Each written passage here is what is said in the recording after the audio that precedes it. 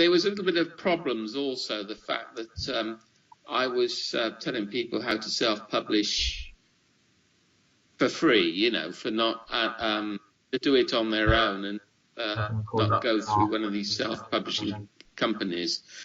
And at the conference, there were a number of self-publishing companies, obviously advertising their work. So I think some of them might have taken exception to me being there, saying you can do it for free if you want to. So that was the reason. But I met some interesting people through there, fellow writers, and I'm still in contact with 2 or 3 of them. Yeah. What got you started in self-publishing, and why didn't you go through a conventional publishing method? Well, I did. I mean, I did start writing to publishers and agents, and like many publishers and agents, like many writers, or even very famous writers, you get. I got rejected. Got lots of rejections. So anyway, I continued doing this, and then I met another writer at Winchester, actually, and I was talking to her, and she said told me of all the problems that she had with publishers and signing contracts and then trying to get out of contracts and then not being able to get contracts with her own work. So, and then I spoke to a couple of other people, and I said, what happens? Because I knew self-publishing was on the horizon. What happens if I publish my own work? And is that a route into using traditional publishers? And they said, yes, it was. So I then looked at some of these self-publishing sites. People like Lulu is one big one, and Authors Online, and then I looked at other charges in other ways, and I saw that, and I went to a conference, a meeting where someone was talking about self-publishing, where there was a lot of commercial self-publishers there, you know, where you could join. And then I thought, well, why do I need these guys and pay a lot of money? Why don't I try and do it myself? So that's what I did. They all used a print-on-demand company called Lightning Source. If you look on the back of a lot of these self-published books published by companies such as Authors Online and Lulu, you'll see it printed by Lightning Source. So I got in touch with Lightning Source, and I said, I'd like to, could you print some of my books? Because I published my own work, which I did a little bit at that time. I'd made some e-books using PDF. This was before Amazon Kindles. This was before people were talking about e-books, before e-books were ever thought about. And they said, well, we would only deal with, we don't deal with authors. We only deal with publishers. So I said, well, I am a publisher as well because I've published. So they said as well. And they said, all right, then we'll do it with you. I don't think I'll get away with that now. They don't like, from what I've gathered, they don't like to work with straight authors because it is a bit complicated in setting up templates for printing your own work.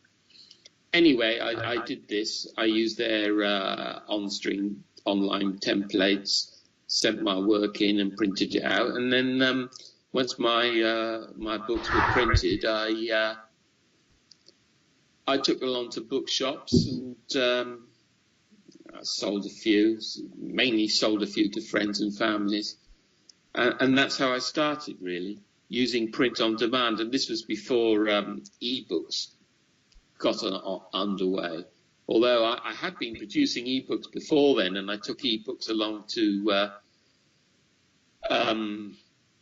meetings like the London Book Fair, but nobody knew anything about ebooks in those days. Ebooks, and they all sort of nobody came back to me except till a lot later, and then a lot later when Amazon got into it and everything. Now ebooks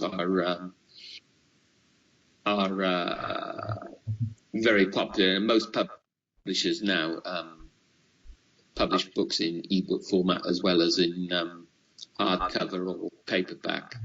Would you call yourself a pioneer of e-booking now? Don't think so. I don't know. It was strange, really. What I did first is my books. Is I thought I would print them as an ebook file, ebook as a PDF. Yeah. And then I put the PDF on a disc, and I hawked that round. Mm-hmm. And this was before I took it to the London Book Fair, and nobody said, "What ebooks? We don't deal with a format like that." And it was rather frowned on. And then about a year or so later, somebody got contact me. He said, "Are you still producing ebooks?" But by that time, I'd given up with ebooks, and I was starting doing paperbacks on demand. And then I went to another meeting, and I spoke to, this was a meeting in London, it was a meeting in Soho, and I was speaking to a guy in Soho, and I said, I have produced ebooks. He said, "Well, what format are you using?" And I said PDF. He said, "Well, nobody uses PDF now." So the format now to use is EPUB. Now, EPUB it was at that matter, and still is, the most universal format. And it was when Apple first came out, Apple were using iTunes to sell, and they were using it to sell their they were using it to sell their music, obviously, but then they started selling iBooks, and the format they used was EPUB, and they had on the first sort of iPads, the very first iPads, one of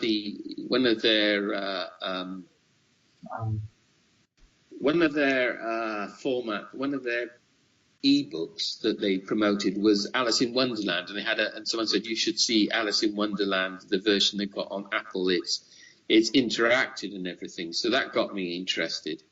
So I started to produce some ebooks, some publications in EPUB, and then I found out that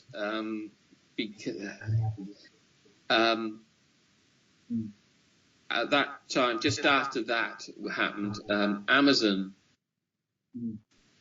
started publishing ebooks on the Kindle. They brought out the Kindle, and they published and they started producing ebooks for Kindle, and they used a different format, which was based on an old ebook format, which was called Mobi, and still there was a Pocket Mobi. It was a telephone app that you could add to your mobile phone. But these ebooks that you were sort of going around in the early days, was this things like Cogrill, or is it some short stories? I put my novels on them at first, because I started. The first thing I started writing was novels. I wasn't interested in doing short stories. I tried writing short stories is really difficult. I tried writing. Was this like Coggrill's Mill? Sorry? What's this Coggrill's Mill then? Coggrill's Mill is a novel. Was that one of the ones you started while you started writing film? That one of your earlier novels? Yeah, that one. It was probably the first novel that I tried to get published. And as I said, the first time I tried to get published, I did it as an ebook in PDF format, and I registered.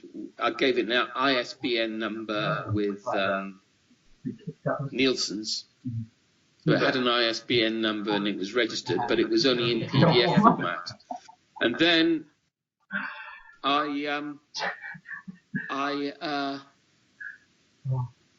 because in those days, ebooks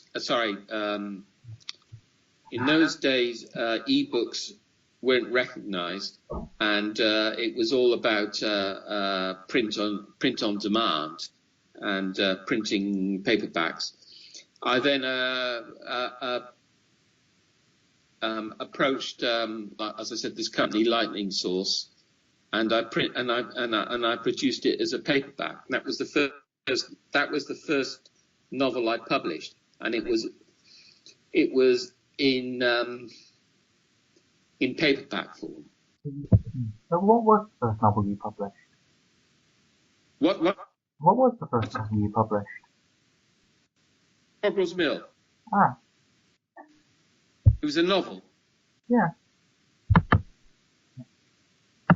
I've read a bit of Cogrill's Mill.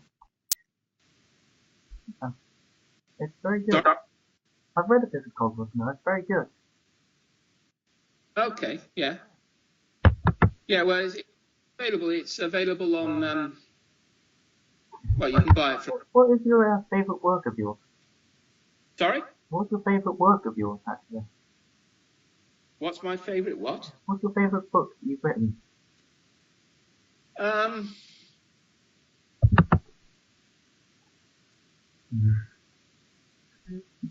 It's difficult because they're so different. Oh shit. It's difficult because it's like asking if you're a parent, who's your favourite child? Do you see what I mean? It's sort of like because they become part of you. You sort of give birth to them. Yeah, I have a great affection for Cogrill's Mill, but the other two novels that I've published one called the last one I published was called Gifford's Games, which was again a humorous novel. And then I also published a crime novel, because when I first published Cogrill's Mill, I sent it off to well, before I published it, when I was trying to get a publisher and an agent, I sent it off to somebody to look at it critically, and they read it, and they obviously didn't like it or didn't get it, and they said, this will never sell, you should rework it as a crime novel. So I thought, well, they hadn't really understand what the book was about, but then I put it to one side and I decided, well, I'll write a crime novel. So I wrote a crime novel. So the second novel I wrote was a crime novel. It's called Victim of Compromise. But because it's so different to Cogrill's Mill, I used another pen name, because the Cogrill's Mill is written under a pen name of Jack Lindsay. Now, I used pen names because at the time I was working as a microbiologist, and I published in scientific journals, and I didn't want my How old were you when you started publishing? Were you quite young, or did your work and family get in the way? In my 40s when I started publishing. I mean, I've always been writing, but when I decided I'd go at getting my work published, I was in my 40s. Was this because work and family were getting in the way of your? Well, I was working. I was working full time as a microbiologist. It was quite demanding work.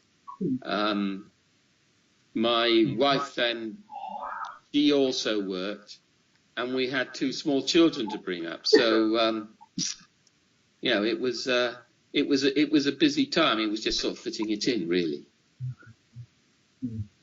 I used to write late at night, when the kids were asleep. It was quiet, and it was just a way of escaping into another world. need to escape.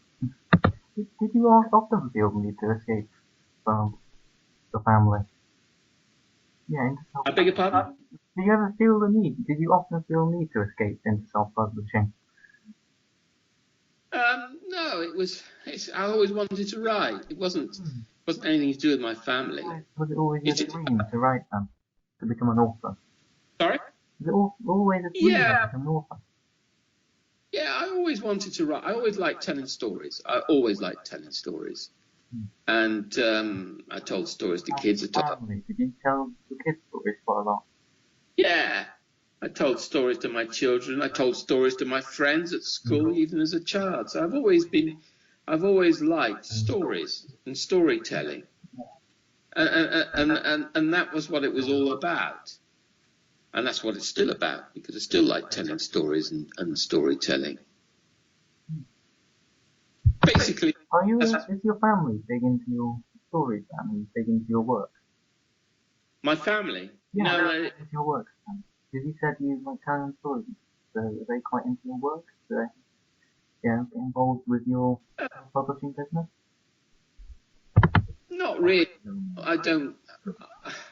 Not really. They just said it was the sort of thing that Dad did. You know, it was. They were all interested in reading and stories themselves. My son went off to university. He did creative writing and film studies at university.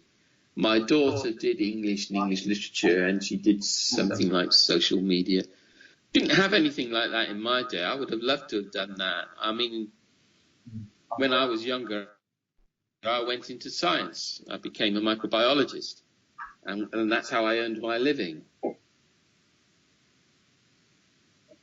It's very difficult to earn a living as a writer. Most writers I know, I've only known one. The cost of being a writer and a self-publisher quite significant, and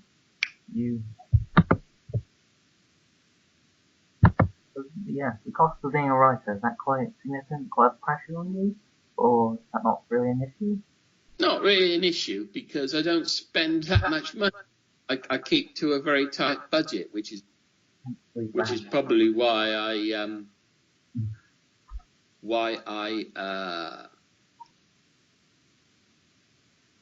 not been well.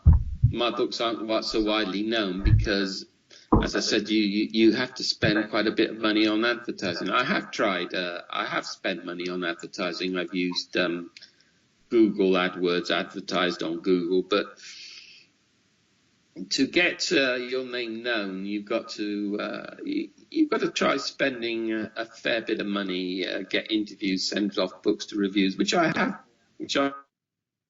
done. But there is an immense competition out there. You know, there's so many writers out there, good writers, and people who are writing it, yeah. Who have come to light, you know, through celebrity winning book competitions. So it takes time, and a lot of it is down to luck and a lottery, whether you get picked up by somebody, or perhaps a film producer or a TV producer likes your book and then suddenly decides that they'd like to use it. Do you do it for yourself, for enjoyment of writing, or do you do this for the people who are reading it, for their enjoyment? Yeah, I'm finding it's really difficult in understanding you. As I said, enjoyment, or do you do this for the enjoyment of people who are listening to your work?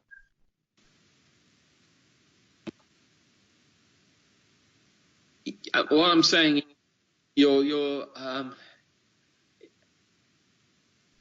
the quality, the sound quality of this isn't very good. I'm having great difficulty. Do you want to try phoning me? Because I'm having great difficulty in understanding what you're saying. Sorry? No, I've set up the recording software on my laptop, so it'd be very difficult for me to change my phone. Okay. Yeah. Well, if you can speak a bit clear, your voice sounds very garbled. I can't hear you very well. Wait a minute, I've got some headphones. You just a second, I'll go and try and get them and plug them in. Hang on a second. That might help me. Hold on. Yeah, I think we're getting to the end of it. Okay, yeah. Yeah, you should ask me to check for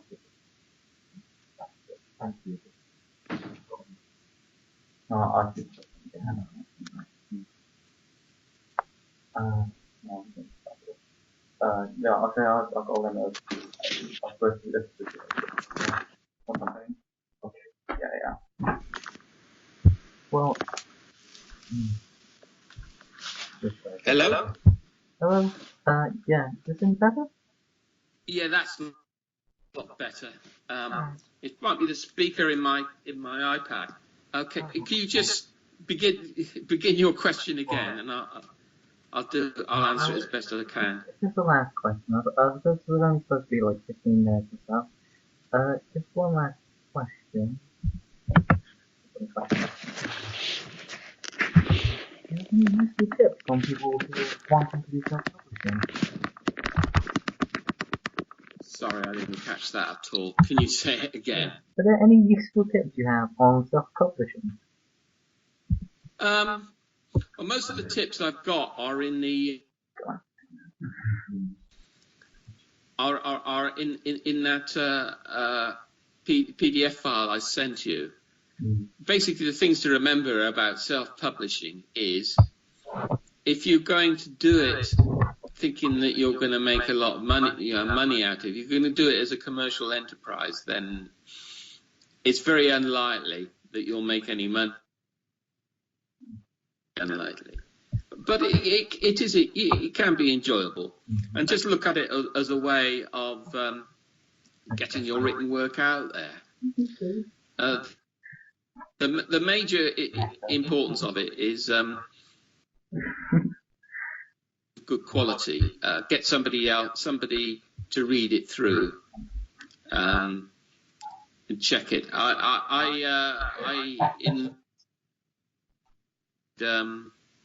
I paid for someone to edit it for me, but that can come into costs. So and when you start, if you're going to go down the print on demand route, do not order lots and lots of copies, because you'll find that printers will try and talk you into printing out lots of copies, because they'll say, the more copies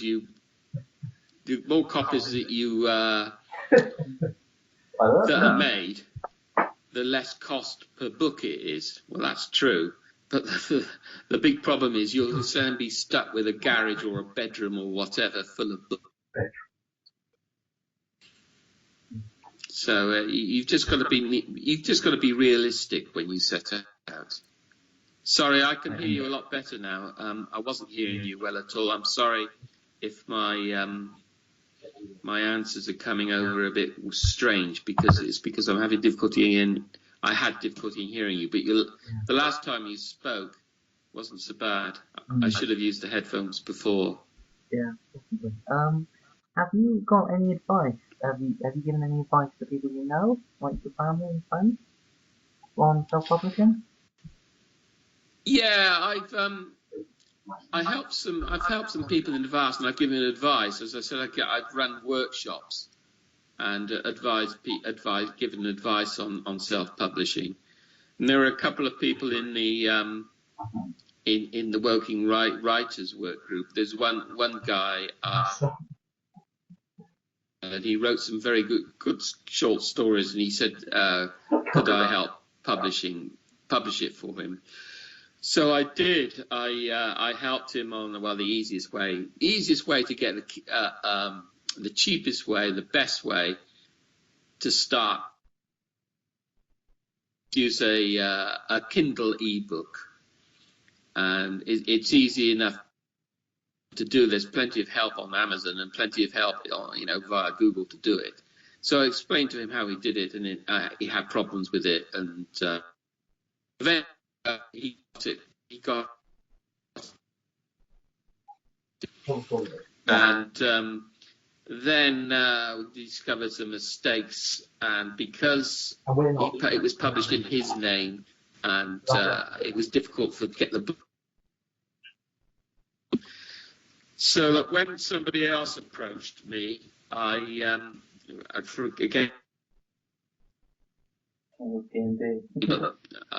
because of the problems I had before, because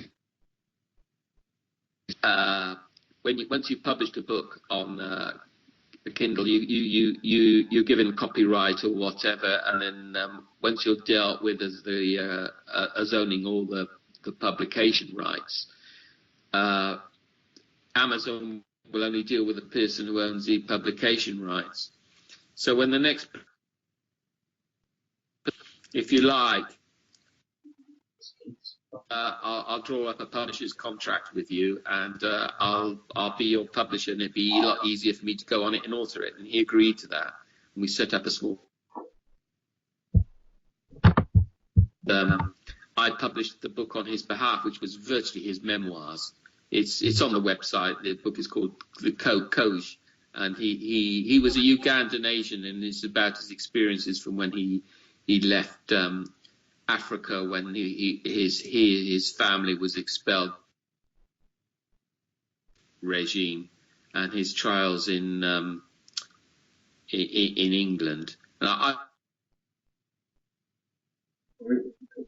obviously, he's not making any money. Again, we sold about 2 or 3 copies. Yeah. But I didn't really want to do that, and I don't want to set myself up as publishing. The main reason for me going into publishing was to publish my own work.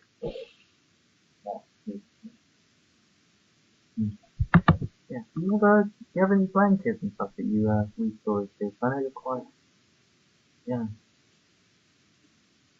Do you have any grandkids you read stories to, or that you've been part of kind of advice to? That you plan to continue your legacy in writing? Do I have somebody else? Did you say? Sorry, grandkids that you impart this kind of wisdom to, that you kind of hope will carry the torch, so to speak. Yeah, I'm really, really having difficulty understanding what you're saying. I'm so sorry. I can't understand what you're saying. Have any kids or grandkids that you are hoping to carry on? Oh, my children. Yeah, well, I said, and yeah, they go their own way, really. I mean, once they've been through school and they've been to the university and they've they don't take too much notice of what I say about writing.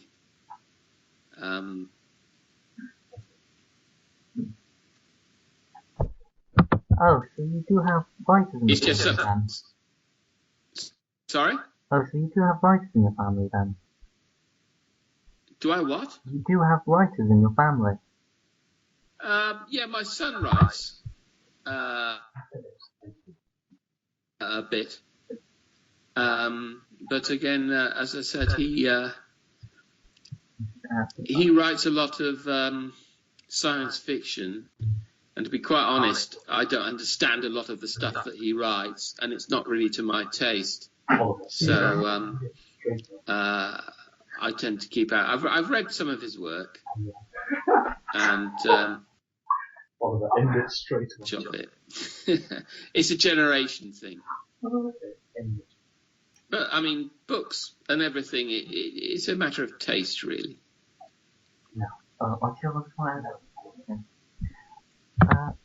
Thank you for that. I think we've gone up. Yeah, thank you for that. I think we've got enough recorded now for the interview. I'm sorry, Oh. I couldn't understand. I've been finding it very difficult to understand what you're saying. Oh, I'm very sorry. Thank you for that interview. Just gonna wrap up now. Okay? Yeah, okay. Oh, I hope it's been helpful. As I say, most of my advice is in that PDF file that I sent you. Thank you for that. It's been real help. Okay. Thanks. Well, best of luck with your project. What is it? Is it a degree you're doing? Yeah, it's English. It's English lit. Yeah. Yeah. Oh well. All right. I hope it goes well, and I hope I've been some help. Thank you. It's been a real help. Thanks very much. Okay. Bye. All right then. Bye-bye. Bye.